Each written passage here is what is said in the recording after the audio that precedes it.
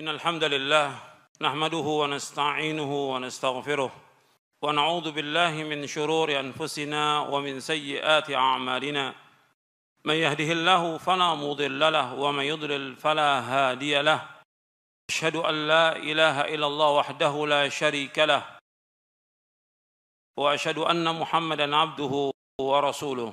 Ikhwani fiddin, azakumullah. Kita juga usahakan meninggalkan majelis-majelis yang tidak ada manfaatnya. Ya, apakah itu telepon, SMS, ngobrol, majelis, atau apa saja, pekerjaan yang tidak manfaat tinggalkan. Kita harus tinggalkan semuanya. Bab Nabi bersabda, "Min husni islamil mar'i tarkuhu ma la ya'ni." Kebaikan Islam seorang meninggalkan apa yang tidak bermanfaat. Jadi majelis yang enggak bermanfaat tinggalkan. Kemudian jangan tunda-tunda. Apa yang bisa kita lakukan sekarang, kita lakukan. Jangan ditunda. Makanya ikhwani fiddin, azakumullah, kita berusaha bagaimana memperbaiki keadaan kita. Antum lihat bab yang ke-6 yang terakhir yang saya akan bahas, yaitu tentang bagaimana kita memperbaiki keadaan kita. Jadi kita memperbaiki masa lalu dan masa yang akan datang. Ini saya ambil dari penjelasan Al-Imam Ibnu Qayyim. Antum lihat bab yang ke-6. Jadi waktu yang telah lalu diperbaiki dengan cara apa? Dengan menyesal, dengan bertaubat, dengan istighfar. Saya ulangi, waktu kita diberikan oleh Allah, kata para ulama, cuma 3 hari atau 3 waktu. Waktu yang lalu, yang sekarang akan datang. Waktu yang lalu, kita ini semua sama. Waktu yang lalu, saya, antum, kemudian para penguasa, para raja, orang kaya, pejabat, sama semuanya. Semuanya sama. Waktu yang lalu kita sudah banyak berbuat dosa dan maksiat. Saya dan antum sama. Waktu yang lalu itu banyak kita sia-siakan waktu kita dengan perbuatan yang dosa, perbuatan maksiat, perbuatan yang tidak disukai oleh Allah. Nah sekarang bagaimana? Kita introspeksi, kita taubat kepada Allah, minta ampun kepada Allah. Kita menyesali semuanya. Kemudian yang kedua, waktu yang akan datang. Yang akan datang diperbaiki dengan mencegah diri perbuatan dosa. Itu yang akan datang. Jadi waktu yang lalu dengan bertobat, yang akan datang dengan kita mempersiapkan diri jangan sampai kita berbuat dosa dan maksiat. Tapi yang akan datang belum tentu kita dapat. Yang akan datang, yang besok belum tentu kita hidup. Maka yang paling penting sekarang waktu yang sekapan? Yang sekarang ini, yang hari ini kita kerjakan. Itu yang manfaat.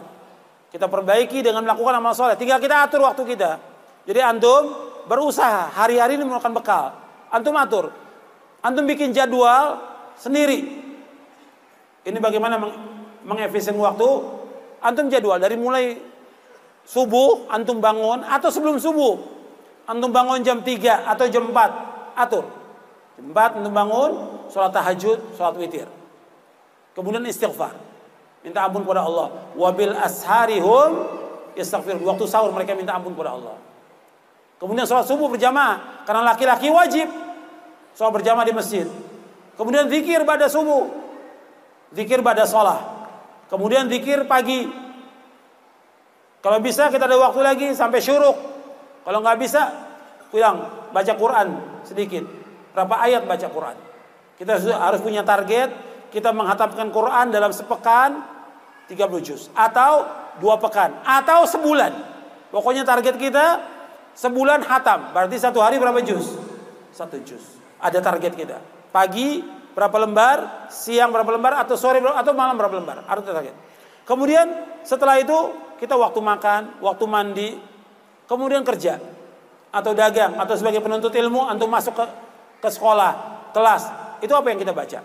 Yang di rumah ibu-ibu apalagi setelah suaminya makan sarapan, pergi, anak sekolah pergi, apa yang dilakukan di rumah? Ada buku yang bisa dibaca, ada bisa baca Al-Quran. Tinggal atur waktu. Kalau masih ada anak kecil, ya umumnya dia bermain, tinggal kita lihat permainan dia. Kalau dia tidur, kita bisa gunakan waktunya untuk baca. Baca bisa semuanya. Semua orang bisa, tergantung bisa ngatur waktu atau tidak. Jadi waktu pagi apa yang dikerjakan, waktu siang apa yang dikerjakan. Ketika kita masuk kelas, guru nggak ada, apa yang kita baca. Ketika menunggu ustadz, apa yang kita baca. Ketika menunggu pekerjaan, apa yang kita baca. Ketika kita di bis, menunggu kereta, apa yang kita baca. Zikir apa yang kita lakukan, zikir kepada Allah SWT. Waktu itu bisa kita atur. Kita yang ngatur waktu itu. Kemudian siang apa yang kita lakukan. Kemudian sore setelah sholat asar kita zikir pada sholat. Kemudian zikir sore kita baca. Kemudian kita murajaah sedikit bacaan Quran kita. Kemudian apa lagi yang bisa kita lakukan? Bantu istri, bantu orang tua. Apa lagi yang bisa kita lakukan? Pada maghrib baca Quran sampai isya. Jangan nyalakan HP sudah. Matikan semua HP itu. Maghrib isya baca. Antum baca, istri antum baca, anak antum baca. Kemudian makan sama-sama, jangan masing-masing, makan sama-sama.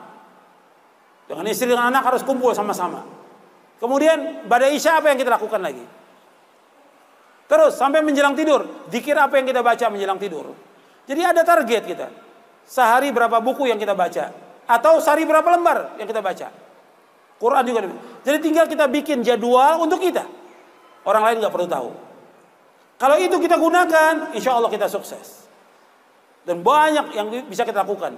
Begitu juga amal-amal soleh yang kita bisa lakukan setiap hari, setiap pekan, apa yang kita lakukan. Dan jangan tinggalkan untuk selalu mengerjakan sholat pada waktunya dengan berjamaah. Itu perhatikan itu.